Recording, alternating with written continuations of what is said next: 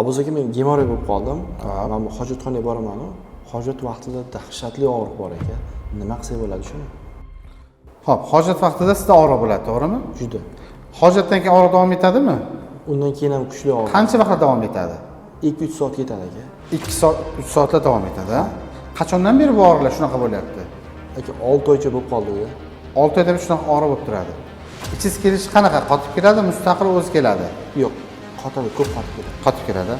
Ana endi men sizga bir narsani tushuntirib beraman.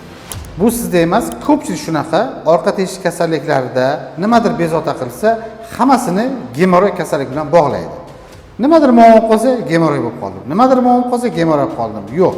Bu orqa teshik kasalliklari 10 dan ortiq orqa kasalliklari bor. Bularning hammasining bir-biridan farqi bor. Sizda hozir gemoroy emas.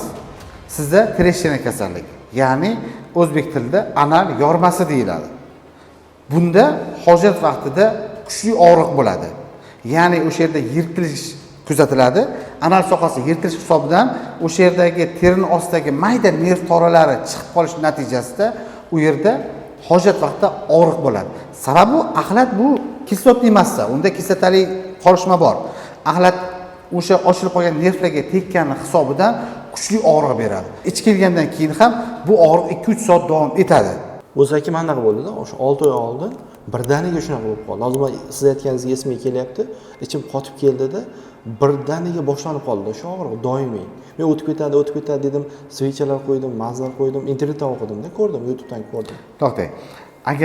Agarda bu narsani tushuntiradigan bo'lsam sizga, ich qotib kelish natijasida hojat vaqtida orqa anal teshigi normaga nisbatan kattaroq ochilib ketib qoladi. Normaga nisbatan kattaroq ochilib ketgani hisobidan o'sha yerda yirtilish kuzatiladi. Ya'ni anal yormasi treshchina bo'ladi. Buni ostri periodi bo'ladi, ya'ni o'tkir davri. Birinchi o'tkir davrida muolajalar qilsa, vannalar, svechalar, mazda qo'yib tursa, 10-15 kunlik davrda buni davolab yuborsa bo'ladi aslida. Lekin o'sha vaqtini bee'tiborlik bilan o'tkazib yuborsa, ana o'sha yerda chandiqli jarayon kechadida, fibroz tikan deymiz, ya'ni fibroz to'qima kelib chiqish natijasida bu endi surunkaliga o'tib qoladi. Shuning hisobi bilan bu narsani endi svecha mazlar bilan davolashni imkoni bo'lmaydi. Hozir tushunishimcha, mana o'sha og'riq boshlangan kundan 10 kun, 15 kun ichida yoningizga kelganimda yoki yaxshi bo'lardi. Ha, tuzatsa bo'lardi. Yaxshi bo'lardi, davolasa bo'lardi. Endi hozir men sizga ko'rikdan o'tkazaman, albatta. Bu ko'rikdan o'tkazganimdan keyin yana bu haqda to'liq ma'lumot beraman sizga. Lekin o'sha treshchina kasalligini boshlanishida 10-15 kun davrda shifokorga murojaat qilsa, buni lecheniya yordamida davolasa bo'ladi. Agarda bu surunkali holatga o'tib ketib, ustida chandiq bo'lib, fibroz to'qima qoplagan bo'lsa, unda buni faqatgina operatsiya yo'li bilan davolanadi. Aka, to'g'risi men operatsiyadan juda qo'rqaman. Operatsiyadan qo'rqish kerak emas. Operatsiya qo'rqinchli narsa emas. Operatsiya vaqtida ko'pchilik nimadan qo'rqadi? Operatsiya vaqtida og'riqdan qo'rqadi. Shunday aka. Hamma og'riq bo'ladi deb og'riqdan qo'rqib yuradi. Operatsiya mutlaqo og'riqsiz bo'ladi. Mutlaqo og'riqsiz bo'ladi. Ya'ni belingizdan biz ukol qilamiz, narkoz belingizdan qilinadi. Beldan past hech narsani sezmaydi, hech qanaqangi og'riq sezmaydi. O'sha oyoqlaringiz ham hech narsani sezmaydi. 15-20 daqiqalik operatsiya bo'ladi.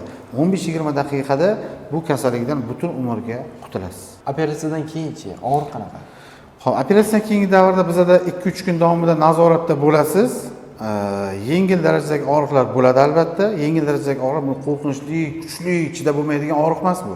Yengil og'riqlar bo'lib turadi. Bu yengil og'riqlarni bitta og'riq qoldiruvchi ukol bilan bartaraf qilsa bo'ladi. Bitta og'riq qoldiruvchi ukol olasiz, hech qanaqangi og'riq sezilmasdan shifokor nazoratida ko'rikda bo'lib turasiz. Yarani bitish uchun esa bir hafta 10 kun vaqt kerak bo'ladi. Bir hafta 10 kunda o'sha yarani o'rni ham bitib ketadi. Ishga qancha vaqt chiqsin bo'ladi? Men ofisda ishlayman-da. 8 kun 10 kundan keyin bemalol ishxonangizga borib o'tirib ishlashingiz mumkin. Demak, butkul qutulaman-da.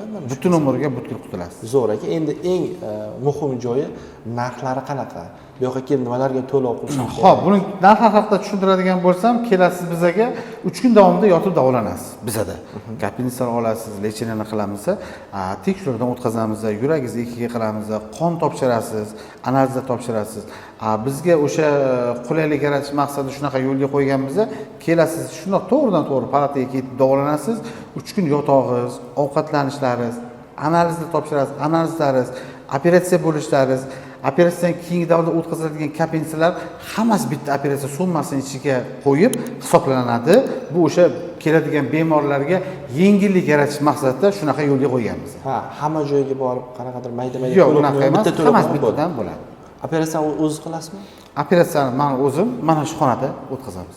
Agar sizda ham hojat vaqtida va hojatdan keyingi davrda orqa anal sohasida og'riqlar bo'lishi kuzatilayotgan bo'lsa, hozirgi bemorimizga o'xshab bu gemoroy kasalligi ekan deb yurmasdan vaqtiga shifokorga murojaat qiling. Chunki sizga treshchina kasalligi bo'lishi mumkin. Agar sizda treshchina kasalligi bo'lsa, bizga murojaat qiling va biz sizga yordam beramiz.